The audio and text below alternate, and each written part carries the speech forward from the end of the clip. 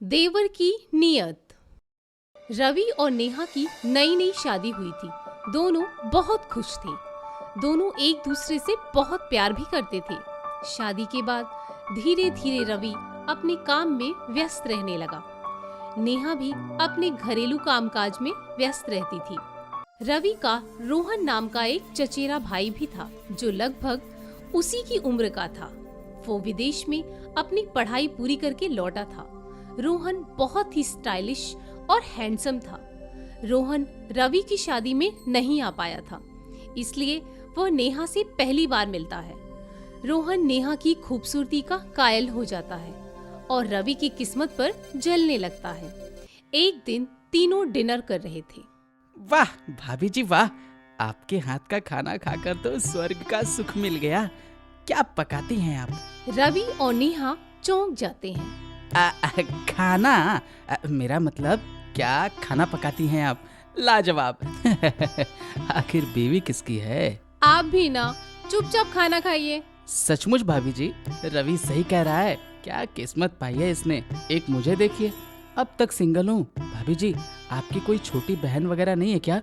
मेरी भी life set हो जाती है। मेरी तो कोई बहन नहीं है फिलहाल, लेकिन आप अभी तक सिंगल क्यों हैं? आप तो विदेश में रह रहे थे, हैंडसम भी है। आपकी तो कोई गर्लफ्रेंड रह चुकी होगी।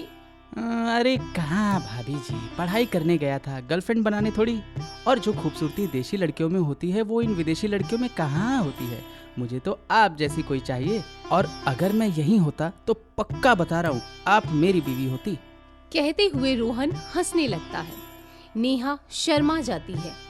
रवि को रोहन का मजाक पसंद नहीं आया, लेकिन उसने कोई प्रतिक्रिया नहीं दी। रवि हमेशा की तरह अपने काम में व्यस्त रहने लगा, लेकिन रोहन किसी न किसी बहाने से पूरा दिन नेहा के इर्द गिर्द ही मंडराता रहता था। एक दिन रोहन सोफे पर बैठकर टीवी देख रहा था।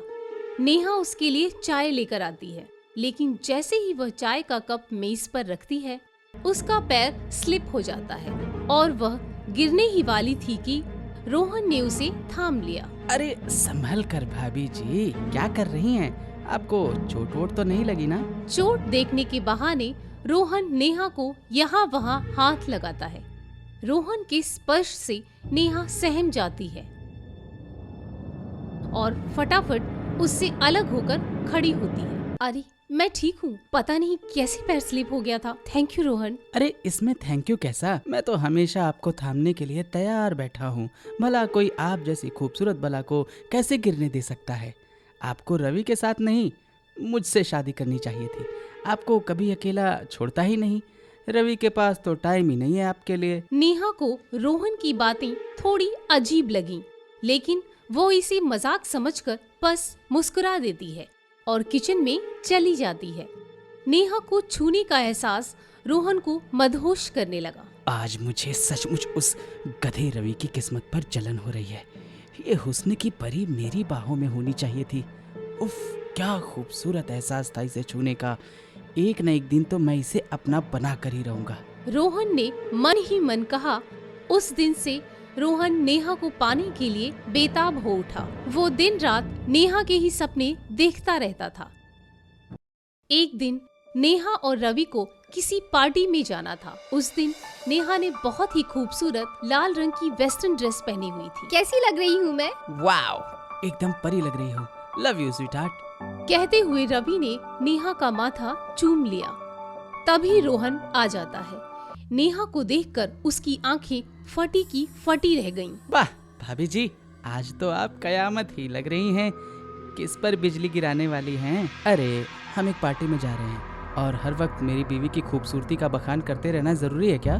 कहीं इसे तेरी बुरी नजर लग गई तो? रोहन शॉक्ड हो गया। रवि और नेहा हंसने लगे। दोनों चले जाते हैं। रोहन चिढ़ जाता है। तेरी बीवी को तो मेरी नजर लग चुकी है बेवकूफ। अब तो बस देखना, अब जल्द ही इसे अपना बनाकर रहूंगा। रोहन अपने आप से ही बड़बड़ाता है। उस दिन से रोहन बिल्कुल बेकाबू होने लगा था। वो किसी भी सूरत में नेहा को पाना चाहता था। वो हर दिन मौके ढूंढने लगा। एक दिन शाम को रवि और नेहा बात कर रहे थे। आज इतनी जल्दी कैसे आ गए आप?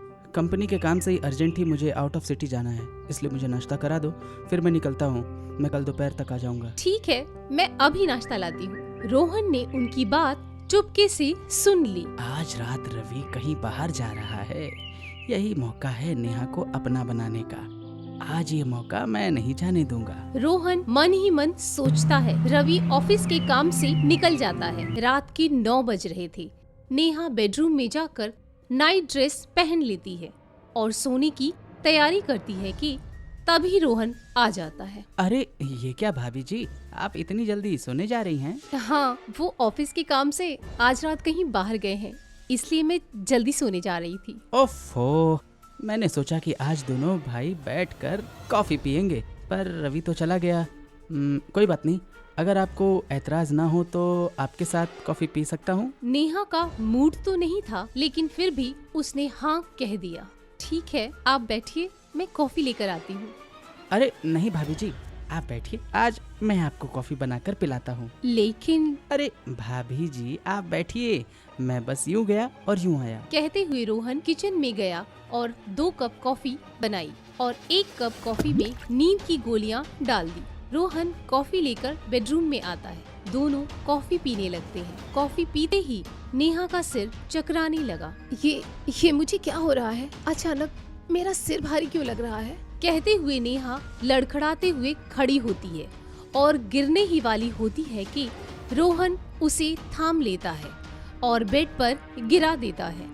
रोहन नेहा के साथ जबरदस्ती करने की कोशिश करता है कि तभी वहाँ रवि आ जाता है। रवि तुम, अच्छा हुआ तुम आ गए।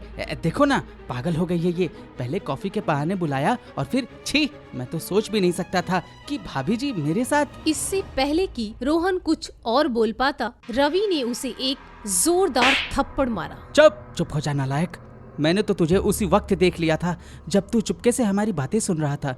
मुझे तेरी नीयत ठीक नहीं लग रही थी। मैं चला तो गया था, लेकिन मेरा दिल घबरा रहा था, और घबराता भी क्यों नहीं, मैंने आस्तीन में ही सांप जो पाल रखा था। अब अगर कोई शर्म लाज बची हो तो निकल जा यहाँ से, और फिर कभी भी जिंदगी में अपना ये घटिया मुंह लेकर मत आना, वरना पूरी दुनिया को तेरी करतूत बता दूंगा। चल निकल यहाँ से। कहते हुए रवि ने रोहन को धक्के मारकर घर से निकाल दिया।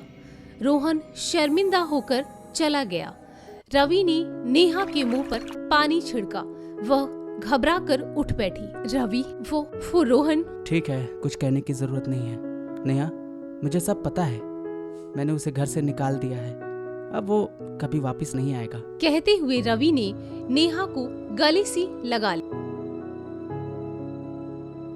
लाइक, शेयर एंड सब्सक्राइब कबू टीवी।